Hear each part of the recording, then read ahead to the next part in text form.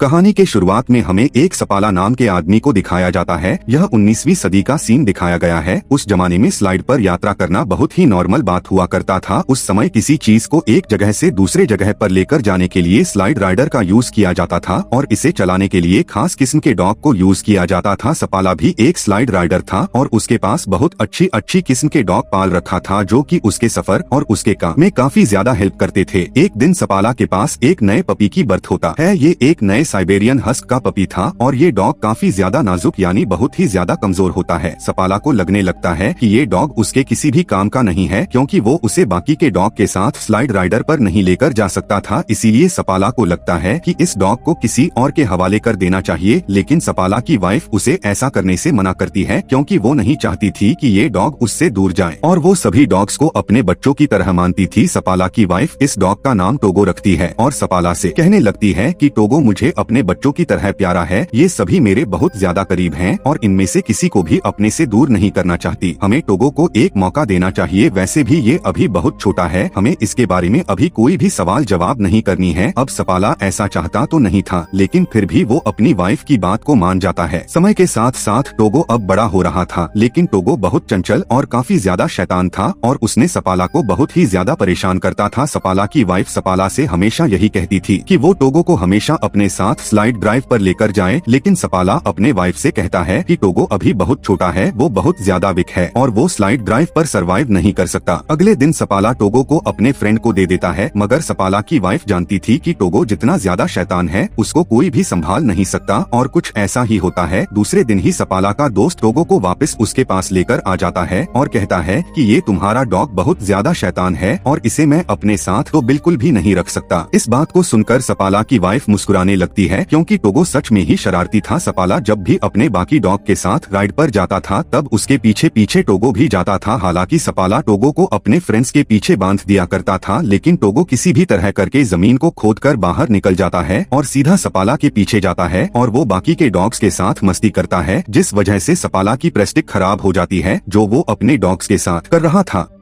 और एक दिन वो उसकी वजह से पानी में भी गिर जाता है। सपाला उसकी इस शैतानी हरकतों से तंग आ जाता है, इसलिए अब वो टोगो को अपने एक रूम में बंद कर देता है, लेकिन इस बार भी टोगो उस रूम से भी किसी तरह करके बाहर निकल जाता है। कुछ दिन जब ऐसे ही गुजर गए थे तब सपाला अपनी एक फीमेल फ्रेंड को कन्विंस करता है कि वो टोगो को अपने पास रख ले। सपाला की फ्रेंड बहुत ही ज्यादा स्ट्रिक्ट थी, वो यह कहने लगती है कि टोगो को घर में ही रहना होगा। खैर सपाला को इस बात से कोई भी दिक्कत नहीं था, वो टोगो को अपने फ्रेंड के पास ही छोड़कर वहाँ से चला जाता है। लेकिन तभी हम देखते हैं कि टोगो यहाँ पर भी वही काम करता है। वो उस घर की विंडो की शीशा तोड़कर बाहर आ जाता है और दोबारा से सपाला के पास आ जाता है। यहाँ पर सपाला टोगो को देखकर बहुत ही ज्यादा परेशान होने के साथ साथ सोचने लगता है कि आखिर ऐसा क्यों उसके साथ हो रहा है। तभी वो नोटिस करता है कि टोगो के हाथ में चोट आई होती है और खून भी निकल रहा था, इसलिए अब वो टोगो को घर लेकर जाने के लिए अपने स्लाइड पर बैठाता है, मगर टोगो स्लाइड पर नहीं बैठना चाहता था, वो बाकी डॉग्स के साथ जाना चाहता था। सपाला के ज्यादा कोशिश करने के बाद भी जब टोगो स्लाइड पर नहीं बैठता तब सपाला उसे भी बाकी डॉग्स के साथ आगे बांध देता है। कुछ दूर जाने के बाद सपाला नोटिस करता है कि टोगो बहुत ही ज्यादा स्ट्रिक्ट है और बाकी डॉग्स से ज्यादा स्पीड पर भागता है और अब इसलिए सपाला टोगो को सबसे आगे बांध देता है और टोगो अपनी स्पीड से सपाला के साथ सभी डॉग्स को बहुत ही जल्दी घर तक पहुंचा देता है। यहाँ पर सपाला टोगो की काम को देखकर हैरानी के साथ साथ बहुत ही ज्यादा खुश हो जाता है और घर पर आकर वो अपनी वाइफ को बताता है कि टोगो कितना स्पीड में भाग रहा था और वो अपने वाइफ को यह भी बताता है कि ये एक लीड डॉग है। वो टोगो को देखकर बहुत ही ज्यादा खुश हो रहा था। इसके बाद सपाला अपने शहर में टोगो की मदद से बहुत सारी स्लाइड रेसिंग जीत जाता है और धीरे धीरे सपाला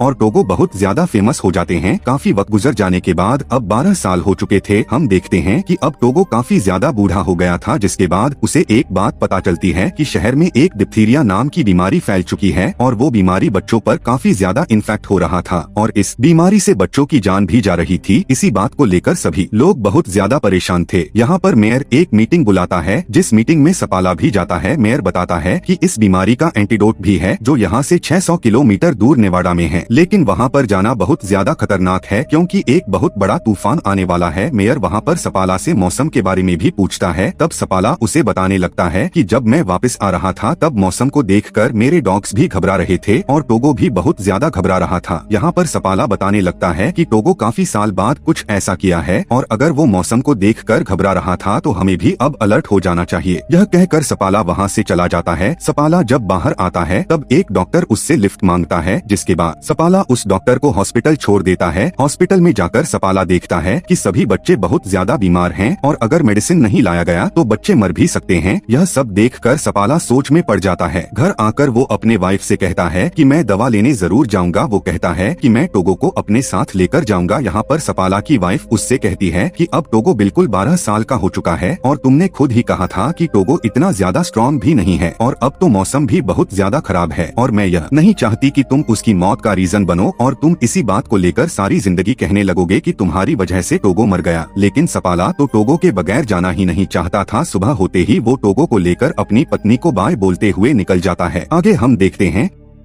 जैसे जैसे सपाला और उसके सभी डॉग्स आगे की तरफ बढ़ रहे थे, तूफान भी उन्हीं के पीछे पीछे आ रहा था और हवा भी इतना तेज था कि सपाला को कुछ भी दिखाई नहीं दे रहा था। टोगो भी सबसे आगे था और सपाला भी अपने सभी डॉग्स को स्पीड में आगे चलने के लिए कहता है, क्योंकि उन्हें नेवाडा से मेडिसिन को लेकर जल्दी से वापस भी आना था। सपाला अपने डॉग्स के साथ एक बड़ी सी पहाड़ के ऊंचाइयों से नीचे की तरफ तेजी से जा रहा था, लेकिन अचानक से टोगो रुक जाता है। यहाँ पर सपाला को कुछ भी समझ में नहीं आ रहा था कि तभी सपाला देखता है कि उसके आगे बहुत ही बड़ी खाई होती है। टोगो ने इस भयानक तूफान में भी उस गहरी खाई को देख लिया था और इसीलिए वो रुक गया था, जिस वजह से सपाला और उसके बाकी डॉग्स की जान भी बच जाती है। तभी सपाला देखता है कि टोगो के पैर पर बहुत गहरी चोट लगी थी और काफी खून भी आ रहा था। इसके बाद हम देखते हैं कि पूरा दिन सफर करने के बाद सपाला और उसके सभी डॉग्स एक आउटपोस्ट पर पहुंचते हैं। उस जगह पर एक लेडी डॉक्टर होती है, जिसके बाद वो डॉक्टर सपाला से कहने लगती है कि टोगो अब 12 साल के होने के साथ साथ काफी ज्यादा वीक भी हो चुका है और इतना बड़ा सफर टोगो के लिए अच्छा नहीं है। मगर अगली सुबह होते ही सपाला और टोगो के साथ साथ उसके सभी डॉग्स आगे की तरफ चल देते हैं। वहीं पर दूसरी तरफ हॉस्पिटल में बच्चों की हालत बहुत ज्यादा खराब हो रही थी। इधर सपाला अपने सभी डॉग्स के साथ आगे बढ़ रहा था। वो शॉर्टकट लेने लगता है ताकि वो जल्दी से अपने डेस्टिनेशन पर पहुंच सके। आगे जाने पर उसे एक बहुत ही खतरनाक जमी हुई झील आ जाती है और दूसरी तरफ से खतरनाक तूफान भी उधर ही आ रहा था। मगर सपाला काफी हिम्मत करता है और अपने सभी डॉग्स को आगे बढ़ने के लिए कहता है। उसके डॉग्स के पैरों से जमी हुई झील हिलने लगती है, लेकिन किस्मत अच्छी होने की वजह से सभी उस झील को पार कर लेते हैं और अब पूरा दिन सफर करने के बाद ये सभी एक और चेक पोस्ट पर पहुंच जाते हैं और वहां पर पहुंचकर आराम करने लगते हैं। दूसरी तरफ हम देखते हैं कि सपाला की वाइफ मेयर के पास जाती है, बताती है कि नेवाडा से मेडिसिन को भेज दिया गया है और वो रास्ते में ही सपाला को मिल जाएगा। लेकिन सपाला तो शॉर्टकट से आगे जा रहा है और अगर उसे वो मेडिसिन उसे नहीं मिला तो उसका सफर और भी ज्यादा बड़ा हो जाएगा। आगे हम सपाला को देखते हैं जो पूरा दिन सफर करने के बाद एक और चेक पोस्ट पर पहुंच जाता है। यहाँ पर टोगो की हालत बहुत ज्यादा खराब भी होने लगा था, लेकिन टोगो फिर भी आगे की तरफ जाना चाहता है। वो रुकने वालों में से नहीं था, जिसके बाद सभी शॉर्टकट से आगे की तरफ जाने लगते हैं और अगर उसे वो आदमी भी नहीं मिला जो नवाडा से मेडिसिन को लेकर आ रहा है तो सपाला का सफर और भी ज्यादा मुश्किल हो जाएगा। अब यहाँ पर सपाला बहुत ज्यादा थक गया था, उसकी आंखें बंद हो रही थी, लेकिन उसकी डॉग्स लगातार आगे की तरफ बढ़ते चले जा रहे थे। दूसरे सीन में हम देखते हैं एक आदमी को जो नवाडा से आया था और उसी के पास ही दवा थी। वो आदमी तो रुकता है, मगर सपाला अपने डॉग्स के साथ आगे चले जा रहा था। सपाला को देखकर वो आदमी उसे रुकने के लिए कहता है, लेकिन सपाला तो काफी ज्यादा थका हुआ और नींद में भी था और तेज हवा की वजह से सपाला उस आदमी की आवाज नहीं सुन पाता और आगे जाने लगता है। लेकिन टोगो ने कुछ तो सुन लिया था। उस आदमी को लग रहा था कि सपाला ने उसकी कोई बात नहीं सुनी और वो आगे की तरफ चला गया। मगर तभी वो आदमी देखता है कि सपाला वापस आ रहा था, क्योंकि टोगो ने उस आदमी की आवाज सुन लिया था और वो रुक गया था और अब उसके पास वो दवा मेडिसिन थी जिसके लिए वो इतनी दूर आया था। जिसके बाद वह दोनों आगे जाकर एक चेक पोस्ट पर रुकते हैं। सपाला का दोस्त टोगो की हालत देखकर उसे कहता है कि टोगो को यहीं पर छोड़ दो, मैंने भी ऐसी ही खतरनाक तूफान में अपने बहुत सी ज्यादा डॉग्स को खोया है और मैं ये बिल्कुल भी नहीं चाहता कि तुम भी अपने डॉग टोगो को खो दो। लेकिन सपाला इस बात से मना कर देता है। वो कहता है कि टोगो मेरा लीड डॉग है और मैं इसके बगैर तो बिल्कुल भी सफर नहीं कर सकता। जिसके बाद दोबारा से सपाला अपने सभी डॉग्स के साथ सफर शुरू कर देता है। आगे जाने पर उन्हें वही झील नजर आती है जिसे कल सपाला ने अपने डॉग्स के साथ पार किया था और अब वो झील पूरी तरह से हिल रहा था। लेकिन अगर ये सभी उस झील से होता हुआ नहीं गए तो इनका सफर एक और दिन बढ़ जाएगा। जिसके बाद सपाला फैसला करता है कि वो इसी रास्ते से ही आगे बढ़ेंगे। वो टोगो को आगे चलने के लिए कहता है। उसके सभी के सभी डॉग्स काफी तेजी से उस झील को पार करने लगते हैं और अब उस झील के अंदर से पानी भी बाहर आने लगा था और अगर ये सभी इसी झील में गिर गए तो सभी के सभी डूबकर मर जाएंगे।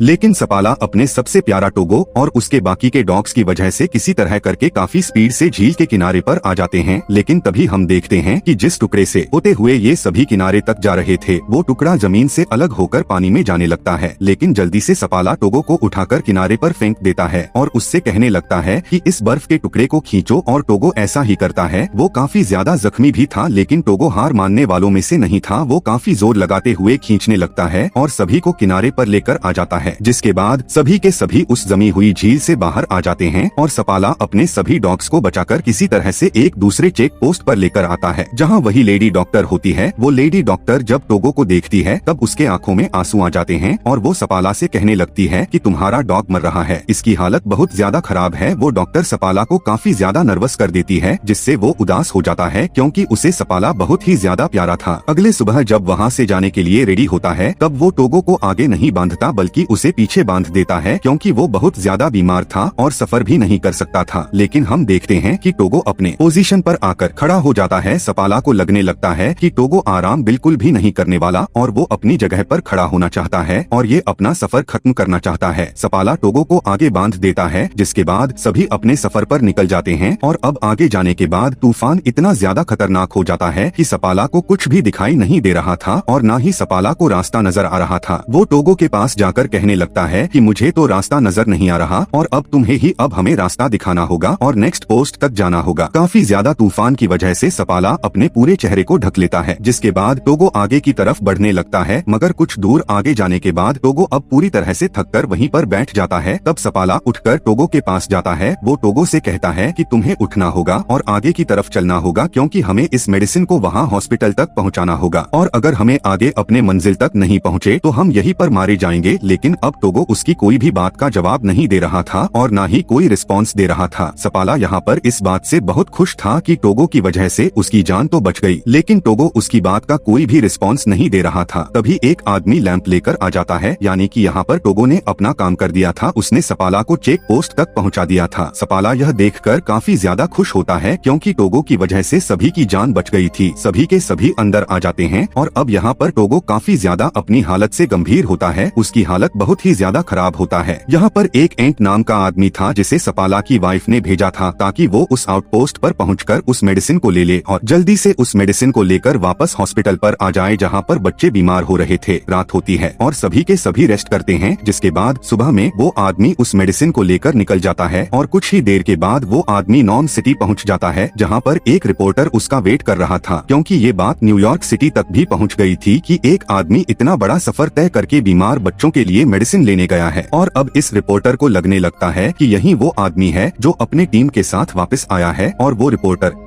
सपाला की जगह पर उस आदमी का नाम अपने न्यूज में छाप देता है। इस बात को सुनकर सपाला की वाइफ बहुत ही ज्यादा डिसपॉइंट हो जाती है। यहाँ दूसरी तरफ हम देखते हैं कि टोगो भी काफी हद तक सही हो चुका था, यानी अब वो हेल्दी था, जिसके बाद सपाला अपने सभी डॉग्स के साथ नॉर्म सिटी पहुँच जाता है। वहाँ पर सपाला को थैंक्स बोलने के लिए बहुत सारे लोग काफी दूर दूर से आते हैं और वो बच्चे भी वहाँ पर आते हैं जो सपाला की वजह से ठीक हो गए थे। वहीं एक बच्ची भी आती है जो टोगो को देखकर पूछने लगती है कि क्या यह मरने वाला है। इस बात को सुनकर सपाला अपने घर से बाहर निकल जाता है। उसके पीछे उसकी वाइफ भी होती है और अब रोते हुए सपाला अपने वाइफ से कहने लगता है कि आज टोगो की जो भी हालत है वो सब मेरे ही वजह से है। टोगो 12 साल का था और उसे मुझे अपने साथ लेकर नहीं जाना चाहिए था। लेकिन यहाँ पर उसकी वाइफ उससे कहती है कि क्या टोगो के अलावा कोई और भी था जो यह सब कर पाता। सपाला इस बात को सुनकर खामोश हो जाता है, क्योंकि वो जानता था कि टोगो के अलावा कोई भी यह काम नहीं कर सकता था। अगले सुबह में हम देखते हैं कि सपाला दोबारा से अपने सभी डॉग्स के साथ प्रेस्टिक पर जा रहा था और जब टोगो यह देखता है तब वो बाकी डॉग्स के साथ बाहर जाना चाहता था। वो घर में नहीं रुकना चाहता था, जिसके बाद सपाला को यह समझ में आ जाता है कि टोगो उसके साथ स्लाइड को नहीं खींचना चाहता था, बल्कि वो तो सपाला के साथ टाइम स्पेंड करना चाहता था। और अब कुछ दिन के बाद टोगो अब बिल्कुल ठीक हो जाता है और सपाला अपने वाइफ और टोगो के साथ लंबी सफर पर जाया करता था। 2 साल के बाद उसके कुछ बच्चे भी हो जाते हैं, जिन्हें वहाँ पर बहुत सारे मशर्स लेने आते थे और टोगो की बच्चों को एक नया नाम दिया गया था और वो नाम था सपाला साइबेरियन। और इसके बाद 1929 में टोगो की डेथ हो गया। लेकिन उसके बाद भी सपाला सभी डॉग्स को ट्रेन करता था, लेकिन टोगो उस शहर में बहुत ज्यादा फेमस हो गया था। और यहाँ पर टोगो ने पूरे दुनिया को यह बताया कि इस दुनिया में सबसे ज्यादा वफादार और ख्याल रखने वाले सिर्फ डॉग्स ही होते हैं। और इसी के साथ यह प्यारी सी कहानी यहीं पर खत्म हो जाती है। Thanks for watching.